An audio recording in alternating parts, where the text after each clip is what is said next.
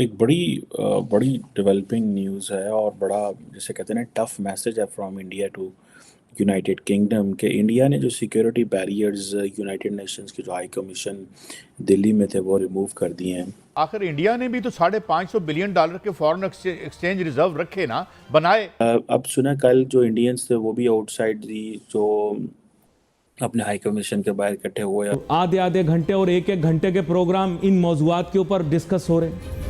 देखिए, अगर मौजू डिस्कस ही करना है तो पाकिस्तान और हिंदुस्तान के दरमियान जो तिजारत और सनत के शोबे के अंदर कोई काम हो सके तो उस पर भी बात करें। ना 3 मुल्क हमें लिख के देने को तैयार हैं कि हमें ये फैसिलिटी देंगे, रोल ओवर करेंगे, और IMF कहता है कि नहीं, पहले वो लिख के दें। अब जारी बात है ये एक जिसे कहते हैं ना बरतानिया के लिए चैलेंज बनता जा रहा है। ब्रिटेन को औकात दिखाने में कोई कसर नहीं छोड़ी गई है। कई बार उनको औकात दिखाई जा चुकी है, आज भी ये दिखाई गई और हटा दिया। बिल्कुल उनके सामने से बैरिकेडिंग हटा दी। अब इंडिया का सारी बात है ये टिट फॉर टैट मूव है। ठीक है जी, आप लोगों ने अगर हमारी सिक्योरिटी पीछे की है और हमें हमें हमारे हाई कमीशन को प्रोटेक्ट नहीं कर रहे तो हम आपके हाई कमीशन को प्रोटेक्ट नहीं करेंगे। कल को अगर लेट से कोई 500,000 2,000 लोग ब्रिटिश हाई कमीशन के बाहर जाके प्रोटेस्ट करें दिल्ली में तो कौन रोक सकेगा, क्योंकि उनके पास तो सिक्योरिटी नहीं है। तो जारी बात है this was a message to बरतानिया।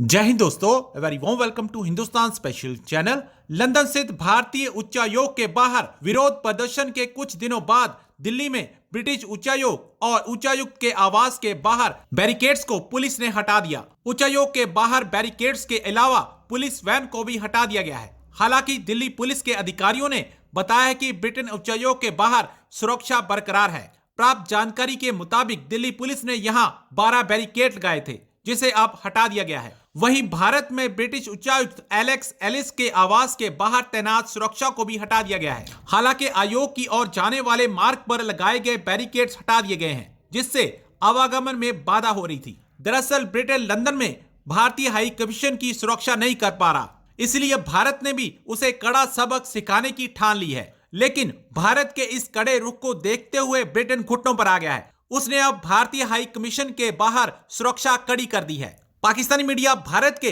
ब्रिटेन को उसी की भाषा में जवाब देने से सख्ते में है। दोस्तों एक बड़ी डेवलपिंग न्यूज़ है और बड़ा जिसे कहते हैं ना टफ मैसेज है from India to United Kingdom के इंडिया ने जो सिक्योरिटी बैरियर्स यूनाइटेड नेशंस की जो हाई कमीशन दिल्ली में थे वो रिमूव कर दिए हैं। अच्छा, इंडिया जो है वो इस तरह की चीज़ें मेरा ख्याल है पहले भी करता रहा है कि इंडिया ने यूएस एम्बेसीज के बाहर से भी सिक्योरिटी बैरियर्स जो थे वो 2013 में हटा दिए थे। अब इंडिया ने क्या किया है कि इंडिया ने जो यूके के डिप्टी हाई कमिश्नर है इंडिया में उनको प्रोटेस्ट वगैरह किया और ये कहा, लेकिन सुनने में आ रहा है कि कुछ चीज़ें डेवलप नहीं हुई। लेकिन ये जो है वो चीज़ें ऐसे की तैसी रहीं तो इंडिया ने वो अब ये चीज़ की है। अब सुना कल जो इंडियंस थे वो भी आउटसाइड दी जो अपने हाई कमीशन के बाहर इकट्ठे हुए और अपना जो तिरंगा वगैरह लहराया और सारा किया। और अब ये सुनने में आ रहा है कि जो खालिस्तान वाले हैं वो दोबारा जो है वो करने जा रहे हैं, वो कोई और प्रोटेस्ट करने जा रहे हैं। अब ज़ाहिर बात है ये एक जिसे कहते हैं ना बरतानिया के लिए चैलेंज बनता जा रहा है। अच्छा, ये मैंने ख़बर देखी, मैंने ये कनाडा में भी देखा। ठीक है जी। अब इंडिया का सारी बात है ये टिट फॉर टैट मूव है। ठीक है जी, आप लोगों ने अगर हमारी सिक्योरिटी पीछे की है और हमें हमें हमारे हाई कमीशन को प्रोटेक्ट नहीं कर रहे तो हम आपके हाई कमीशन को प्रोटेक्ट नहीं करेंगे। कल को अगर लेट से कोई 500,000 2,000 लोग ब्रिटिश हाई कमीशन के बाहर जाके प्रोटेस्ट करें दिल्ली में तो कौन रोक सकेगा, क्योंकि उनके पास तो सिक्योरिटी नहीं है। तो जारी बात है this was a message to बरतानिया कि भाई आप हमारे लोग हमारा जो कंसर्न्स हैं उनको एड्रेस करें। अब इसको बहुत सारे एंगल से देख सकता हूँ। पहला एंगल है ऋषि सुनक एंगल। ऋषि सुनक, अब जारी बात है आपको पता है कि ही इज़ फर्स्ट हिंदू हैं। वो पाकिस्तान से उनकी फैमिली माइग्रेट की थी, लेकिन पाकिस्तान उनको ऑन नहीं करता क्योंकि वो हिंदू हैं। ये बदकिस्मती है। लेकिन इंडिया उनको ऑन करता है बिकॉज वो हिंदू हैं on the basis of religion, not on the basis of कि वो कहाँ से गए। अब like obviously but primary he is Britain के प्राइम मिनिस्टर हैं वो। एक तो ये है कि जब बीबीसी की डॉक्यूमेंट्री आई थी तो ऋषि सोनक साहब जो हैं उन्होंने बड़ी ही स्टेप बैक और उन्होंने कहा कि जी जो उस डॉक्यूमेंट्री में है मेरा उससे एग्री करना ज़रूरी नहीं है, भले जो बीबीसी अब ब्रिटिश पब्लिक ब्रॉडकास्टर है और लेकिन हम इन चीज़ों में नहीं, मैं नहीं पढ़ना और मैं ऐसा ज़रूरी नहीं है।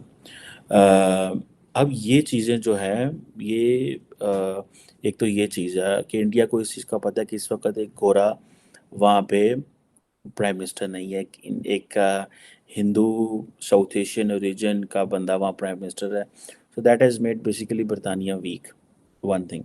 सेकेंडली जो है वो क्या इंडिया ये अमेरिका के साथ कर सकता है, जैसे मैंने पहले बताया कि उन्होंने एक दफ़ा सिक्योरिटी रिमूव की है, but dealing with the American is obviously difficult and different. दूसरा ये चीज़ है कि इंडिया ये समझता है कि जो डेवलप्ड वर्ल्ड है उसको मैसेजिंग होनी चाहिए, जो मुझे समझ है, और कि that India has changed, this is not an India which you are dealing 20 years back और 30 years बैक। अब ये जो चीज़ें हैं ये इम्पॉर्टेंट हैं, ठीक है जनाब। और ये मैसेजिंग हो रही है डेवलप्ड वर्ल्ड को कि भाई हमें थोड़ा डिफरेंट लो और हमारे कंसर्न्स को एड्रेस करो, और इस सारी मैसेजिंग से what Prime Minister Modi is doing that he is getting powerful at home back in India कि भाई देखो मैं ये कर दूंगा, मैं इंडिया के प्रोटेस्ट मैं उसको करने के लिए मैं ये कर दूंगा वो कर दूंगा, और वो कहेंगे अब ये this is sort of a nationalism ना, ठीक है जी, sort of a nationalism in India. अच्छा जाहिर बात है वो जो वो क्या नाम है उसका, वो जो इंडिया में भाग रहा है लड़का अमृतपाल जो है, ठीक है, वो अलहदा एक चीज़ चल रही है वहाँ पे विच इज़ ऑब्वियसली वो जो प्रो खालिस्तान लगे हुए हैं, हालांकि Khalistan has no scope and it has no nothing, लेकिन एमें गैर ज़रूरी ये चीज़ करना इज़ लाइक, मैं तो पर्टिकुलरली समझता हूँ ये सारी ये जो जो लोग लगे हुए हैं ये बेवकूफ़ी कर रहे हैं, दे आर मेकिंग जस्ट अपने आप टाइम ज़ाया कर रहे हैं, मुल्क का टाइम ज़ाया कर रहे हैं और चीज़ें कर रहे हैं अनफॉर्चुनेटली।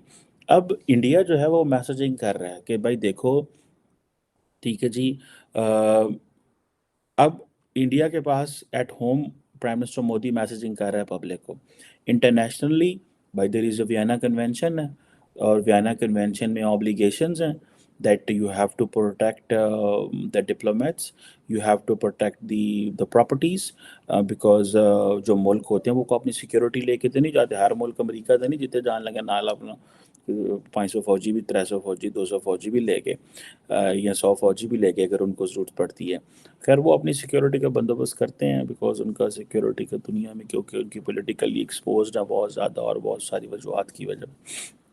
अब हर मुल्क तो दूसरे मुल्क में जाके सिक्योरिटी नहीं साथ लेके जाता। अब ज़ाहिर बात है, सो इंडिया जो है वो समझता है कि जो यूके की गवर्नमेंट है वो नहीं कर रही जो उनको करना चाहिए।